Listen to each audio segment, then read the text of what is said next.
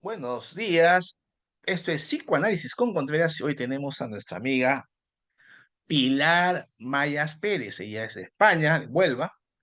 Es una experta, una trabajadora muy enfocada en lo que es el tema de género, en la promoción de la igualdad de género. ¿Qué tal, Pilar? ¿Cómo estás? Bienvenida. Hola, hola, ¿qué tal? Gracias. Muy bien. Bien, Pilar, pasemos al punto. Así, de frente, como decimos en mi país, al hueso. ¿Es una ideología o es un enfoque?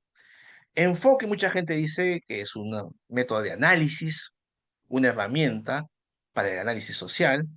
Otro sector dice, no, es totalmente ideológico. ¿Qué dirías tú que eres la experta en este tema? Bueno, yo desde mi punto de vista creo que es un enfoque o perspectiva de género, que solemos llamármelo más por aquí, y al final es una herramienta de análisis para, pues eso, detectar las desigualdades de género, ¿no?, que existen entre hombres y mujeres. Y creo que lo de ideología de género se acerca más a determinados partidos políticos, que el discurso en contra de este tipo de perspectiva, pues lo llevan más a que es una ideología cuando, bueno, igual es una realidad, ¿no? Que existe ese tipo esa discriminación en nuestra sociedad y que ha existido a lo largo de los años, que no es ninguna, no es nada inventado, no es una imaginación, no es una idea, sino que es una desigualdad que existe como otras tantas y que a partir de ella pues surge ese enfoque o perspectiva de género que llamamos. Es que había esta historia, ¿no? que es un poco real, de este italiano comunista Antonio Gramsci, que en la década del 30 él propuso una idea muy interesante, ¿no? Que la izquierda, el socialismo, el comunismo tenía que entrar por la cultura, cambiar los medios de transmisión cultural, la comunicación, la familia, ¿no? La transmisión del arte. Y no tanto a nivel político, que eso era un segundo paso, de abajo hacia arriba, como decía una compañera que ayer entrevisté. Y obviamente la izquierda se dio cuenta que en los años 80, 90, ya pues el tema de la lucha de clases, el obrero, el campesino, ya estaba un poco desfasado. La sociedad había cambiado y por dónde tenían que entrar, por la igualdad de género, las reivindicaciones de los grupos minoritarios, o el tema de la sexualidad, las minorías sexuales. Entonces, ese era el caldo de cultivo, el ámbito estratégico. Yo reconozco que tienen derechos como todo tipo de personas, pero aquí llamamos ideológico, ese es el gran punto. Hay dos vertientes, mira, Pilar, a ver qué me dices tú. Una, Ujú. por ejemplo, en psicología hay lo que se llama las neurociencias, que tienen evidencia científica, es muy popular, tiene mucha, digamos, eco en los científicos, en la ciencia. Pero ¿cuál es su pecadillo? No digo que sea una ideología, estoy diciendo que a veces le dan un uso ideológico, porque enfatizan esa variable, la variable cerebral, en desmedro de las variables sociales, culturales, de otra índole, dándole el nivel secundario de forma indirecta. Entonces, ideológico quiere decir que hay una primacía de pensamiento sobre otro por razones no tan científicas. Una segunda apreciación, lo dio ayer una persona muy inteligente, me dijo, ideológico porque parte de una falacia. Esas son las dos, digamos, vertientes. Ahora, Eh, tú dices, ¿Mm? no, es un modelo, no es un modelo ideológico. No, creo que efectivamente hay cierta parte política que puede utilizar vamos a decirlo, idea o ese pensamiento para atribuírselo y con ello pues, mover a las masas, ¿no? Y se me ocurren ejemplos como, por ejemplo, muchas tiendas, ¿no? Cuando se acerca el 8 de marzo, todas se ponen el eslogan de feministas, ¿no? Entonces, Mm, se atribuyen eso porque ahora se lleva, vamos a decirlo así, y intento mover a la masa con ese pensamiento. Luego está, bueno, pues la otra parte, que es histórica, que es innegable y que, bueno, yo hablo de España, ¿no? Como, por ejemplo, autoras como Clara Campoamor, que fue una de las mujeres que luchó por el sufragio universal femenino, es decir, porque las mujeres pudiéramos tener derecho al voto, que ni siquiera lo teníamos, y no es hasta el 1933 en el que por primera vez las mujeres empiezan a poder votar. Esta autora accede a la política y es una de las únicas mujeres, o primeras mujeres, bien dicho, mejor dicho, que accede a ello, ¿no? Luego fueron otras, ¿no? Referentes como Emilia Pardo Bazán, etcétera. Entonces creo que al final hay una historia detrás, hay un recorrido histórico, hay hechos que han pasado y lo cierto es que se ha discriminado a las mujeres por ser mujeres. Esto es una realidad que yo creo que yéndonos un poco más atrás, pues podemos todo el mundo evidenciar, cada uno en sus contextos y en sus países, ¿no? Por Sí. ejemplo, ¿no? En España no, las mujeres no podían votar, como he dicho, no podíamos crearnos una cuenta del banco sin la autorización del marido o del padre, y no podíamos acceder a empleo. Es verdad que con los años hemos avanzado y hemos llegado pues un poco más a esa igualdad, pero que es Mm. fruto de la lucha que las propias mujeres han hecho, ¿no? A lo largo de los años, que hoy se conoce como feminismo y todas sus vertientes, que luego hay Mm. muchísimas corrientes y muchísimos pensamientos dentro del propio feminismo. Pero Pilar, yendo a planos más aplicativos, Ujú. las políticas de género, ya, el enfoque de género, ¿realmente ha beneficiado a las mujeres? ¿Se ha reducido la violencia contra la mujer? ¿Hay mayor oportunidades laborales? O sea, en el plano de lo real, Ujú. ya no del De- enfoque, sino de los resultados que se han logrado. En mi Evidente, país, debo sí. decir que no es tan auspicioso. No tengo las cifras exactas, no soy un experto, pero el cambio no es sustancial. Ya tiene años el Ministerio de Educación, perdón, de la Mujer, más o menos ligado a este enfoque. No sé cómo es en España, desconozco la realidad de tu país. Bueno, la evidencia es tal cual, o sea, es decir, se han ganado muchas políticas, incluso en el terreno de lo jurídico, ¿no? Leyes que intentan proteger, garantizar ciertos derechos a las mujeres. En la realidad efectiva quizá todavía queda mucho por hacer, ¿no? Esa es la pregunta. Claro, Pilar, porque se han Seguramente. logrado cambios normativos, eso es indiscutible, pero el tema son los resultados. Evaluamos los enfoques por resultados. Y los resultados no es que descalifican, digamos, la posición de derecho, pero en términos prácticos, vamos, es Por ejemplo, discutible. sí Dígame. que hay avances muy significativos, por ejemplo, en España, ¿no? Con la ley que salió en 2022, si no me confundo, sobre los derechos reproductivos de las mujeres, ¿no? Es decir, la interrupción voluntaria del embarazo, lo que es el aborto. Es decir, antes no teníamos derecho a votar, ¿no? A esa libre elección de aborto y El hoy aborto es día legal en España. sí, y hoy día hay centros que pertenecen a la seguridad social, el sistema de sanitario público, que tú acudes a tu centro sanitario, a tu ambulatorio, hablas pues, con el médico de cabecera, con la trabajadora o trabajador social, te derivan y puedes a una clínica concertada y puedes practicarte este aborto, lo decides, ¿no? A día de hoy, gracias a esas leyes, pues se han regulado y a día de hoy es efectiva. Me consta que es efectiva. Eh, Con respecto a las cuotas de género en los ámbitos laborales, en mi país, hasta donde yo tengo entendido, eso todavía no se ha implementado. Pero yo sé que en Europa sí, salvo Argentina, pero ya es otro tema. En España, eso ha beneficiado de generar mayores oportunidades a las mujeres, porque la idea que se tiene es que las empresas contratan por productividad, por eficiencia, seas mujer, hombre, latino, afro. El tema es que el sujeto rinde en el trabajo y bueno, es lo que se percibe, o no es así. sí, bueno, lo cierto es que dependiendo, por ejemplo, bueno, se me viene a la cabeza un supermercado muy conocido, muy grande aquí en España y que además tiene muchísimas tiendas. Y, por ejemplo, ese supermercado sí que está llevando, ¿no? esa cuota de género, que bueno, pues que garantiza que cada X hombre haya X mujeres. En la efectividad, en la realidad, ¿se ve así a simple vista? No, no es algo que se vea, que se note. Eh, Luego, por ejemplo, en la política, pues en la política sí que se ve, ¿no? Como en la lista de a la hora de votar y demás, hay X mujeres y hay X hombres. O sea, es una medida efectiva para alcanzar la igualdad de derechos y oportunidades. Bueno, es una medida más. ¿Efectiva como al 100%? Pues quizás no, Pero bueno, yo sí que considero que son medidas fundamentales que al final, poco a poco, Ujú. año tras año y con ciertas cuestiones, pues se va a ir avanzando.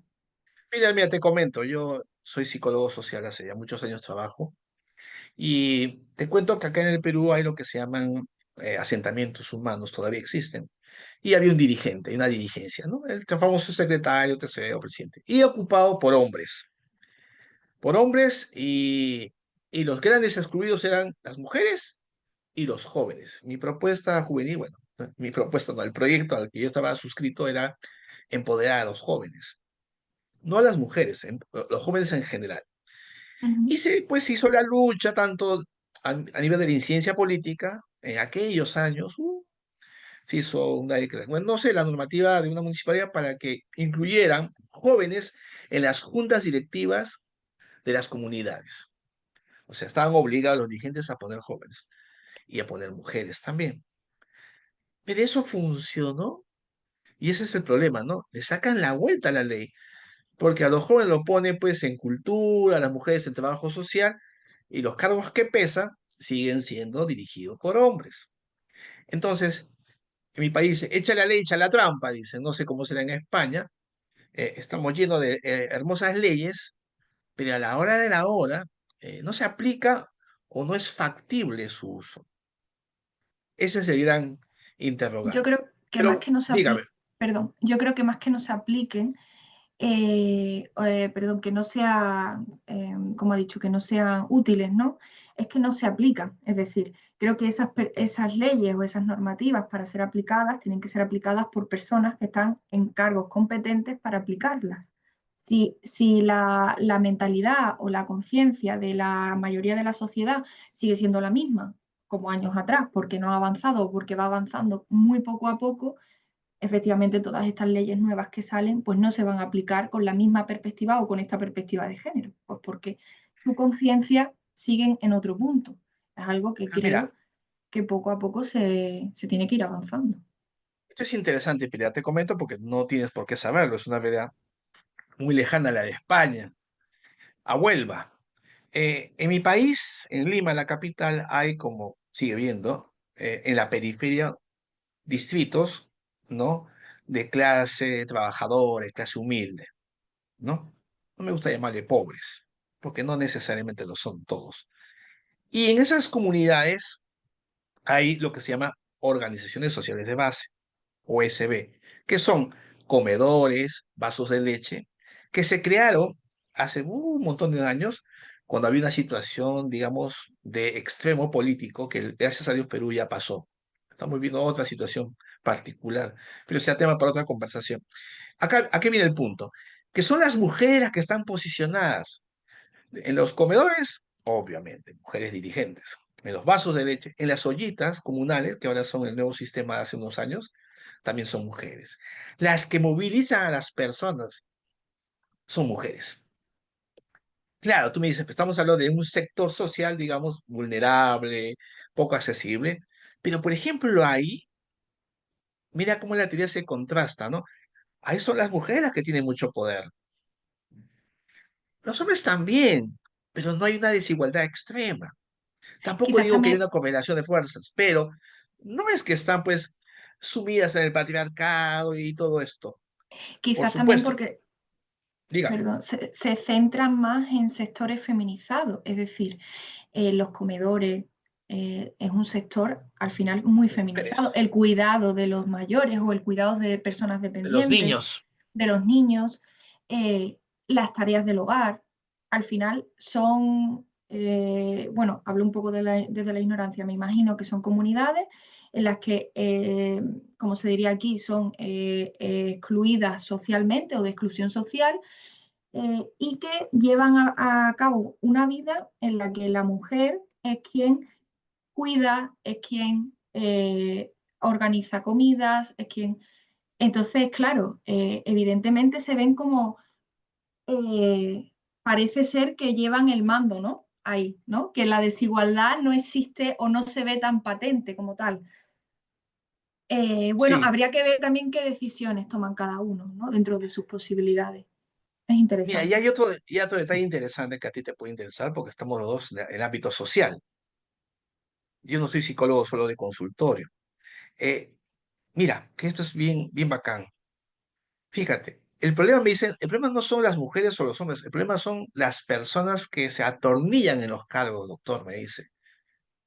Sea hombre, sea mujer, porque no quieren soltar y como no hay relevo generacional, tanto en la Iglesia Católica, que es otro tema, como en estas organizaciones, tienen 15, 30, 20 años en el cargo y no acceden personas, llamémosles adultas o jóvenes, que pueden, digamos, dar una mirada distinta. Ese es el problema. O sea, ellos no lo perciben como un tema de género, sino como un tema de manejo del poder, indistintamente.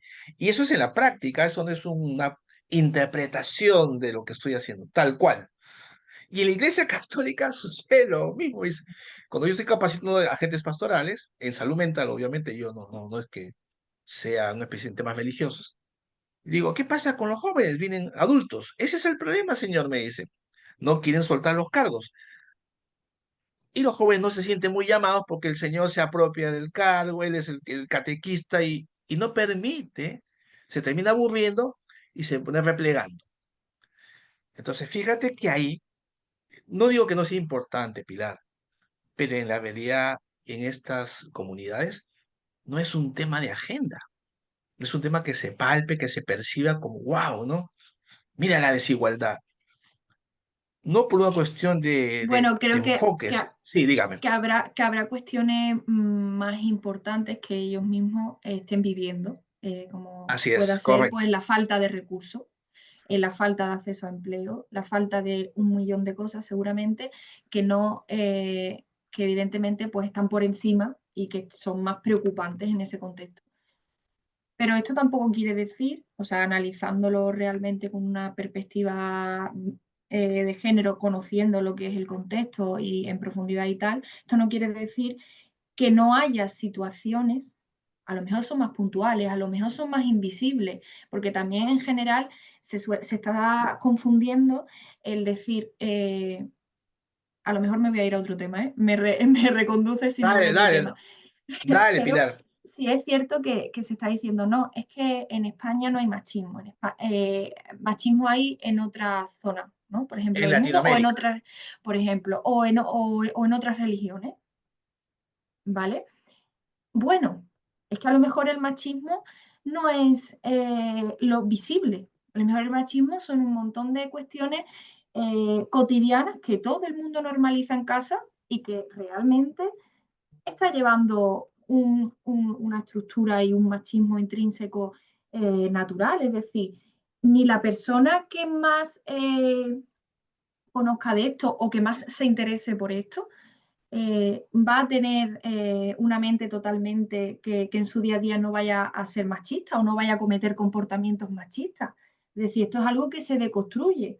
¿Por qué? Porque nacemos en una sociedad y en una estructura en la que desde pequeños y pequeñas nos están inculcando ciertas cuestiones. Por ejemplo, algo que se me viene a la mente que siempre me decían a mí, bueno, cuando eres niña y naces, te ponen pendiente. Cuando eres niño y naces, generalmente no te lo ponen. Ahí, bueno, son cuestiones que lo que hace es diferenciar, tú eres mujer y tú eres hombre, y tú vas a tener este papel y tú vas a tener este otro, ¿no? Entonces, bueno, pues quizás son cosas mucho más invisibles que no vemos. Pilar, y ahora un poco entrando a tu realidad, porque yo también hablo, muy bien dicho, hablo desde la ignorancia un poco. ¿Y cómo se da el machismo? ¿Lo hay en España o cuál es la sutileza o soterrado, subyacente, a qué forma de expresión o de manejo interpersonal se plasma el machismo en España? Bueno, por ejemplo, hay muchísimos comentarios hoy día que quizás te dejan un poco de decir, jolín, que estoy aquí, ¿no? Que estamos en los años que estamos, que hemos pasado. Por ejemplo, ¿no? Esto ya no es machismo como tal, si me viene algún ejemplo lo voy incorporando, ¿vale? Pero sí que es algo a tener en cuenta, es decir, igual me vuelvo a ir de tema, ¿vale? A lo mejor estamos en una clase en la que somos todas mujeres, o la mayoría, el 80% mujeres, y se siguen refiriendo a nosotras como vosotros. Son cuestiones que yo misma antes ni siquiera me había planteado, pero después de estudiar esto, jolín, si de 10 tienes 8 mujeres, ¿qué menos que decir vosotras? ¿No? Ujú. Al final estás invisibilizando, no que conscientemente, seguramente, sino porque normalizas la manera de hablar y de dirigirte a las personas, pero estás normalizando que sois vosotros, jolines, ¿no? Somos 8 mujeres, entonces nosotras o vosotras, ¿no? Entonces, esta, por ejemplo, es un ejemplo que se me ha venido a la mente, que aquí, hoy en día en las clases, en las aulas, en los institutos, en la universidad, pasa seguramente según en qué carreras, Pilar, seguramente por entre... ejemplo, ya que Dime. has tocado el tema semántico del lenguaje, mira, yo soy psicoanalista y le damos una importancia, no puedes imaginar, al lenguaje. Ya será motivo de otra conversación. El lenguaje inclusivo, todes. Hace unos tiempos atrás le entrevistó a Vargas Llosa, a nuestro Nobel, y él se mató de la risa. Dijo, primero es un atentado contra la gramática, contra la Real Academia Española. Y segundo es mal de mal gusto, porque siquiera suena. Pero al margen de la parte lingüística formalista, ah, realmente ha habido una utilidad. Disculpa que sea un pragmático, siempre te estoy enfatizando. ¿Ha generado algún resultado el lenguaje inclusivo? ¿Ha Bueno, permitido aquí, que eso cambie? bueno, sí, ¿Tiene, cuál es tu si te, apreciación, por favor? si te refieres de, por ejemplo, de elle, ¿no? O de acabar con la e, aquí no se escucha habitualmente. No es algo que escuches por la calle o en ningún sitio, o por lo menos yo donde vivo, en la ciudad que vivo, no es algo que se suele escuchar. Yo pienso que independientemente de lo profesional, ¿no? De lo formal, que yo tampoco soy especialista ni sé nada del tema, desde el punto de vista de la igualdad, digamos, y del lenguaje inclusivo, que es lo que a lo mejor a mí me pueda repercutir más, yo creo que el español es muy rico. Es decir, creo que hay maneras, como he dicho antes, de dirigirse a las personas eh, y no excluirlas, e incluirlas, ¿no? Por ejemplo, cuando hablamos de los alumnos, pues el alumnado, ¿no? Cuando hablamos del hombre magnífico, bueno, las personas, ¿no? La sociedad, los vecinos, no, la comunidad, ¿no? Hay muchas maneras de hablar que incluyen a todas, pues a todas las personas Mm. realmente. Ahora, Fíjate, Pilar. sí, Sí, perdón, dale, dale. Termina, por favor. lo último, ahora que haya personas que no se identifican con el resto de cosas y quieran añadir una E porque su lógica es que esto sí que lo puedo entender, su lógica es que lo que no se nombra no existe y por lo tanto, para yo decir esto, hola, estoy aquí, voy a utilizar este pronombre, ¿no? Voy a utilizar esta manera de hablar. Bueno, es una manera más Es un tema de hablar. debatible. Sí. Mira, hay un tema de fondo, Pilarcita. Fíjate, amiga mía, que es de qué manera, así como el marxismo polarizó la sociedad históricamente. No voy a meterme en ese tema, pero lo que sí es, digamos, evidente es que polarizó, ¿no? La Iglesia Católica está dividida, los enfoques políticos izquierda-derecha, progresistas, conservadores, tradicionales. Eh, el enfoque de género, en vez de generar integración, está dividiendo. Esa es mi percepción, pero yo no soy el experto y pienso que las realidades europeas y Latinoamérica son distintas. ¿Cómo lo ves tú? Escucho expresiones como feminazis, feministas radicales. En Argentina es más fuerte que acá en el Perú. El Perú todavía es un país medianamente conservador, o sea, todavía le es difícil, salvo en la clase media, media alta, más académica o más ideologizada, probablemente sí. Pero en el poblador de a pie no es un tema discutible ni, como tú muy bien lo dijiste, esos temas están, su agenda es en otro lado. Pero bueno, ¿tú crees que genera división, polarización? Sí, yo creo que, o sea, generar división genera seguro, pero porque creo que todas las problemáticas sociales la generan. O sea, creo que todo lo social, y ahí voy a incluir a todo el mundo se permite la libertad de hablar de ello, ¿no? Es decir, todo lo que es ciencia, pero todo lo social, todo el mundo se permite hablar de ello. Con lo cual, genera una división, sí, porque para que unos eh, recuperen algo pues de normalización o de no discriminación, el resto no debería de ser así, pero el resto puede verse amenazado en algún punto porque esta otra contraposición recupere un poco de igualdad o de oportunidad o de tal, ¿no? Fíjate, Inevitablemente es necesario, creo que es necesario. O sea, porque si los movimientos no existiesen, al fin y al cabo, la realidad es que seguiríamos en otros años en los que no tendríamos ni siquiera reconocido en normativa derechos y creo que a día de hoy sí los tenemos. mira, Pilar, no sé si a ti te pasa. Tú trabajas, tú eres promotora de igualdad de género, ¿no? Y yo soy psicólogo social comunitario. Ya por ser social, ya, te etiquetan este hombre de izquierda. Ajá. Y no lo soy.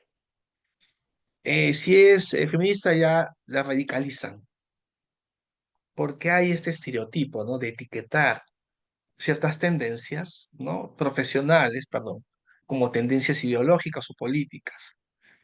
Y eso no es tan cierto. Ahora, ¿a dónde quería llegar con este comentario? Hace en los años 80, en El Salvador, en Centroamérica, había una lucha, pues, en aquellas épocas, ¿no? Entre la guerrilla y el Estado. No me voy a meter en ese tema. Lo importante es que surgió en los jesuitas, estudiosos, Ignacio Martí Baró. Era un psicólogo, un sacerdote, que hizo un análisis muy interesante. Él habló de la psicología de la liberación. Y lo que él cuestionaba era que la psicología latinoamericana era, digamos, había incorporado la lógica, los modelos foráneos, que se pueden adecuar, pero había que crear un modelo que respondiese a las necesidades y a la realidad propia de cada comunidad. Y me pareció interesante. Claro, el detalle está en que también está un poco politizado el asunto, y ese es el gran problema. Justo ahí hablaba con la persona. ¿Cuál es el límite, no? Entre un modelo teórico y un modelo de análisis. A mí me parece que es un modelo de análisis. Pero cuando cruza la línea y se convierte ya en un modelo ideológico. Y tú lo has dicho muy bien, cuando se lo utiliza para otros fines, para fines políticos, fines de negocio, de comercio, para lucrar. Entonces, todo modelo teórico puede ser utilizado políticamente, ideológicamente. O sea, creo que el enfoque de género no es el único modelo que es tomado, digamos, por el sistema capitalista, por el consumismo o por la política para sus fines personales. No sé qué piensas tú para ir terminando esta interesante conversación contigo, Pilar. Es que yo pienso exactamente igual, es decir, cualquier movimiento que pueda ser rentabilizado, que eh, pueda ser interese por lo que sea, por política, por dinero, ¿no? Por lo económico, por lo que sea, se va a utilizar. Y da pena en el sentido de que no pierda esa esencia el movimiento, ¿no? Que no pierda esa Claro, historia, que no pierda el origen y hacia dónde va como base realmente. Y yo creo que ahí se mira, pierden muchísimas cosas en medio. dos escenarios. Mi país es un país todavía en crecimiento, no sé cómo será en España. Acá la gente modesta, cada festividad cambia de negocio, ¿no? Llega la Navidad, vende cosas de Navidad. Viene la época escolar, vende cosas de colegio. O sea, en función de la necesidad y del momento. Y es legítimo porque la gente tiene que sobrevivir. Ya, ¿a dónde quiero llegar? Los modelos, los enfoques no son intercambiables. Tú tienes una posición definida y yo como psicólogo también. Esa es la diferencia, ¿no? Tenemos que ser consecuentes con el modelo a que nos suscribimos. Yo puedo ser muy social, pero puedo estar bueno, tú no te tengo que ayudar, no vas a entender el ejemplo. Puedo estar en Country Club, es un club muy exclusivo frente al golf en mi país, tomando un café y entonces hay una disparidad. No es que esté mal que tome el café en ese lugar, pero de alguna manera hay que ser congruente, ¿no? No digo que tengo que Efectivamente, andar como pobre para...